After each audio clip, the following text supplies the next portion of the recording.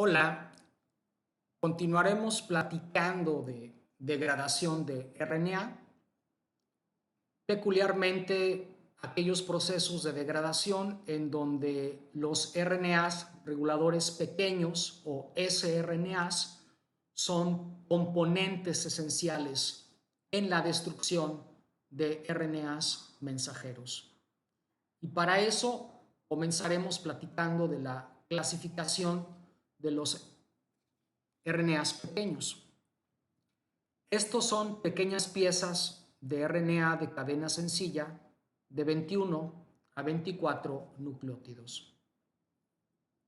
Estos están implicados en degradar RNAs mensajeros, reprimir su traducción, incluso también guían la metilación de DNA. Para estos dos procesos que tenemos aquí, la actividad de estos RNAs pequeños se basa en la complementariedad absoluta o parcial entre el RNA pequeño y el mensajero blanco que será destruido o que no podrá ser traducido. Existen, dependiendo la fuente bibliográfica, tres tipos de sRNAs: los microRNAs, los RNAs pequeños interferentes y los siRNAs dependientes de la polimerasa 4, que hasta donde yo tengo entendido son muy de plantas, pero estos dos los podemos ver en otros eucariontes. En este video nos enfocaremos más en los famosos microRNAs. Y es inevitable dar el marco histórico del descubrimiento de estos microRNAs. Estos se descubrieron en el gusano Cenorhabditis elegans, un nemátodo modelo de estudio, el cual pasa por diferentes etapas, desde huevo hasta adulto. Las etapas intermedias de huevo adulto se conocen como L1, L2, 3 y 4. ¿Ok? Bien, para transitar de la etapa L1 a L2 se necesita de la destrucción de una proteína llamada Lin14. Esto quiere decir que en la etapa L1 tenemos a la proteína Lin14, ergo el mensajero, el RNA mensajero correspondiente de Lin14. ¿Qué es lo que ocurre para pasar a la L2? Se acumula un RNA no codificante de 22 nucleótidos conocido como Lin4, el cual es complementario a diferentes porciones del UTR3' del transcrito del Lin14. Es un RNA pequeño no codificante, peculiarmente un microRNA. Fue el primer microRNA descrito. Son 22 nucleótidos, pero la complementariedad con Lin14 no es completa, como vemos aquí. Hay una porción de este microRNA que no es complementario completamente, pero digamos que es permisivo y es parte de la función que tienen. Ahora, esta pequeña pieza de RNA no se sintetiza como tal. La célula del gusano no produce esta pequeñita pieza. Viene de un precursor, es decir, de un RNA más grande, estructurado, que tiene su tallo y su asa. Y aquí en rojo marcamos Lin4 propiamente. Todo esto grande es el precursor. Lin4 es esta pequeña secuencia, que es la que hibrida con Lin14 y previene la traducción de este transcrito. En este caso, no promueve la destrucción, aunque la destrucción de transcritos es posiblemente el rol más recurrente que tienen los microRNAs. Ahora platicaremos de la biogénesis de estos microRNAs. En el núcleo se produce un primicroRNA, que es un RNA no codificante estructurado, como vemos aquí, o incluso hay mirtrones, que es un intrón en donde adentro está codificado el microRNA. Pues bien, pues este microRNA, digamos que se rasura de los extremos, es un RNA que tiene cap y que tiene polía, se le quitan estos extremos, para eso se necesita de la actividad de DGCR8 y DROSHA, y nada más se mantiene esta pequeña porción que vemos aquí, que ahora vemos acá, ¿no? Y a esto le llamamos pre-microRNA, que también puede ser generado por el proceso de splicing cuando tenemos este caso. Esto es absolutamente nuclear, debe salir del núcleo y para eso se requiere de la proteína exportina 5. Una vez en el citoplasma, esta pequeña porción del RNA se va a cortar por una enzima que conocemos como dicer. Dicer le quita este pedacito que marcamos aquí con el cursor, le quita este pedacito y entonces se obtienen dos pequeñas cadenas de RNA, esta roja y la azul.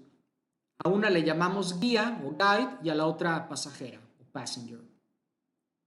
Entonces dicer es la enzima que corta este pedazo generando dos pequeñas cadenas de RNA y una de ellas, y a veces las dos, se transfieren a proteínas conocidas como argonauta, las cuales, insisto, se quedan con una de estas o las dos y entonces escanean diferentes transcritos hasta que se encuentra uno que es total o completamente complementario al microRNA que viene cargando. Aquí vemos una estructura de dicer, que es, insisto, la que toma al pre-microRNA. Aquí vemos la estructura secundaria y lo corta, ¿no? Ven cómo aquí se deshace de esta asa, liberándose dos cadenas de RNA independientes. Y bueno, el término argonauta es curioso, siempre me ha llamado la atención porque argonauta pues, hace referencia a los tripulantes del barco, el Argos, ¿no? Y los argonautas, que eran los acompañantes de Jasón de Tesalía, ¿no? El héroe mitológico griego. E igual pues no es propósito del canal hablar de mitología griega, pero es algo muy interesante que no quería quedarme con ganas de compartírtelo. Pero bueno, lo que sí nos interesa aquí es que dicer, la actividad de esta enzima, es crucial y peculiarmente para el desarrollo de las plantas. Aquí te presento algunas evidencias. Estas son plantas de arroz. Aquí una planta control o silvestre, digamos.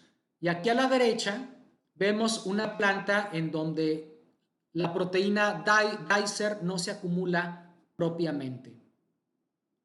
Y vemos cómo la planta tiene una talla más pequeña y ahí se ve menos hojas, ¿no? Se forman menos hojas y aparte la talla de la planta es más pequeña.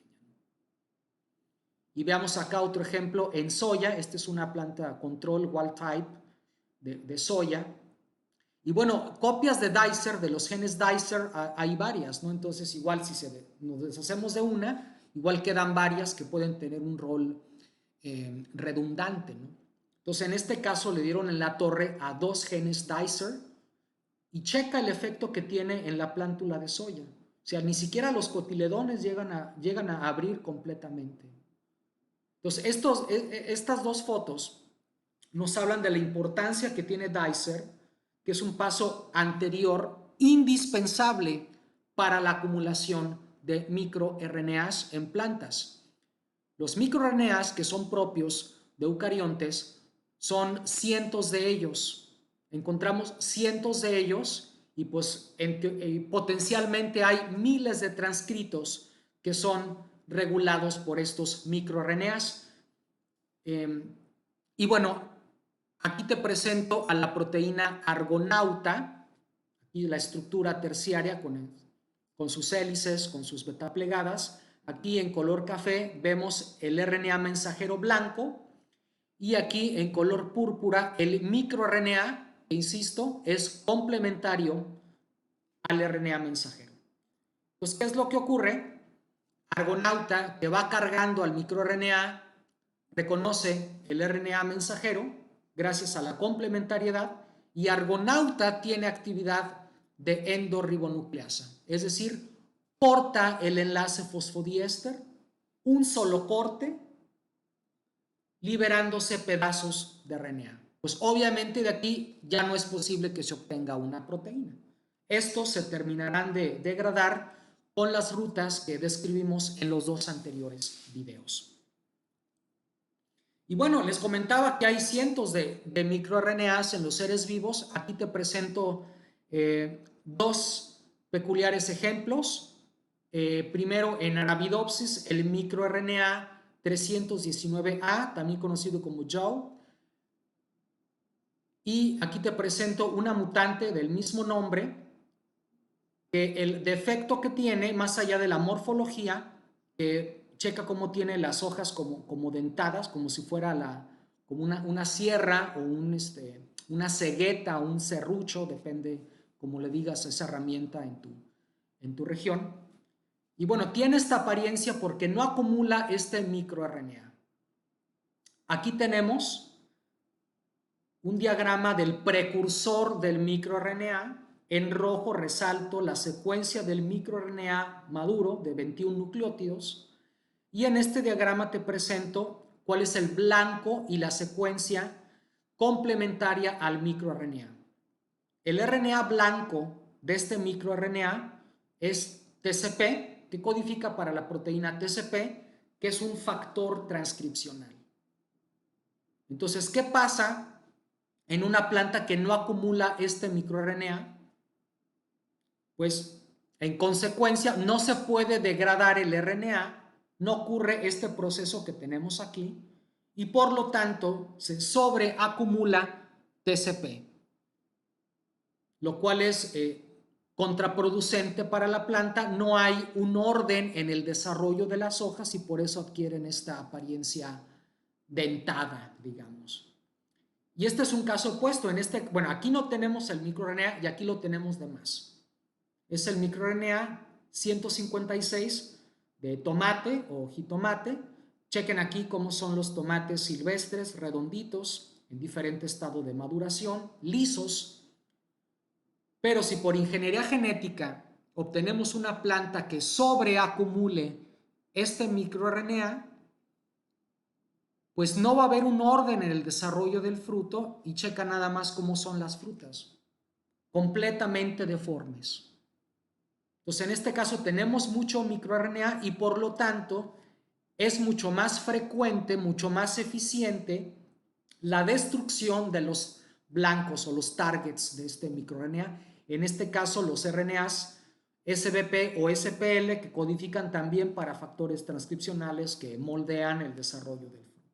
Entonces, así demostramos que para plantas son importantes, lo mismo para animales, por ejemplo, la mosca drosófila, en donde la supresión de un microRNA en particular, el 92, pues produce defectos en el desarrollo de los ojos y también en el desarrollo de los patrones de venas en las alas, incluso en su tamaño, ¿no? Confirmándose la importancia, al menos de en el desarrollo de las moscas. Al inicio del video te comentaba de la historia de estos y que Lin4 fue el primer microRNA descrito que no destruye a su RNA blanco, impide su traducción. Y aquí te presento un ejemplo muy ilustrativo, o que bueno, a mí me gusta mucho, que es el microRNA 172 de la planta Arabidopsis, que tiene como regulador al RNA mensajero de AP2. AP2 o apétala2 es un gen que controla la producción de pétalos en Arabidopsis thaliana. Aquí en el canal hay un video de genes homeóticos que te dejaré en la descripción por si quieres profundizar un poco más en este proceso, que la verdad está muy interesante. Pero bueno, en alguna ocasión se encontraron una planta que no producía pétalos. Checa, más bien no tiene pétalos, y le pusieron la mutante apétala 2. Posteriormente descubrieron que lo que tenía esta planta es que no acumulaba una proteína que así se llama apétala 2 y que se necesita para la emergencia de los 4 pétalos característicos de las flores de Arabidopsis. Y pues bien, así como es importante que esté el RNA mensajero y la proteína AP2, también es necesario que esté en niveles adecuados para el propio desarrollo de la flor. Entonces, para garantizar esos niveles adecuados, las plantas tienen al microRNA 172. Aquí te presento la estructura del precursor, del pre-microRNA. Aquí sombreado la secuencia propiamente del microRNA, y aquí ponemos el microRNA maduro y la secuencia complementaria que encontramos en el blanco AP2. Cuando nosotros sobreproducimos el microRNA 172, observa cómo el fenotipo es reminiscente a las flores que no tienen apétala 2. Y bueno, ¿qué es lo que está pasando? El microRNA 172, una vez maduro, hibrida o forma puentes en algún lugar del RNA mensajero AP2, la que tiene esta secuencia aquí, y lo que hace es impedir que se traduzca. El RNA aparentemente permanece intacto, pero no se traduce. Es por eso que cuando lo sobreacumulo, este proceso se hace más eficiente y las flores no acumulan pétalos. Pero en este paper hicieron algo muy interesante, en el paper de Science, porque produjeron una planta a través de ingeniería genética en donde mutaron la secuencia que reconoce el microRNA, generando el RNA mensajero alternativo apétala 2M1 o AP2M1. Entonces, no tiene esta secuencia y por lo tanto el microRNA no se pega aquí y entonces no lleva a cabo su efecto. Entonces la flor tiene pétalos, pero como no es posible destruirse, tiene pétalos de más. No solamente tiene 4 como la wild type, tiene muchos más. O sea, es un proceso descontrolado. Por eso los microRNA son importantes, para garantizar el adecuado desarrollo. Y en las plantas es muy evidente. Entonces, bueno, nada más como un comentario adicional, el proceso de atenuación traduccional de los microRNAs también depende de Argonauta y, bueno, aparentemente y en función de lo que dice este paper de Cell, lo que ocurre es que Argonauta, que hay varias copias de esta proteína, Argonauta 1, 2, 3, 4, Argonauta 10, tiene una proteína que es su socio de interacción, que es AMP1. AMP1 es una proteína residente en el retículo endoplásmico. Entonces, AMP1, que siempre está en el retículo, jala a la proteína Argonauta, que si recuerdas, pues tiene cargando el microRNA que obtuvo Dicer. Y entonces, ahí está en el retículo, y cuando llega un RNA mensajero a traducirse, aquí están los ribosomas, aquí está el ribosoma, pues esta hibridación de alguna manera va a propiciar que el RNA mensajero ahí traduciéndose se expulse, ¿no? se bote del retículo endoplásmico y no pueda traducirse. Esa es aparentemente la explicación para la atenuación traduccional mediada por microRNAs en plantas. Y pues bien, pues este es un escenario pues, general de los microRNAs y su papel preponderante en la destrucción de RNAs mensajeros. Existen otros procesos de destrucción de RNAs en donde hay RNAs pequeños implicados. Si quieres que te hable de ello, por favor, deja la sugerencia en la sección de comentarios. Muchas gracias.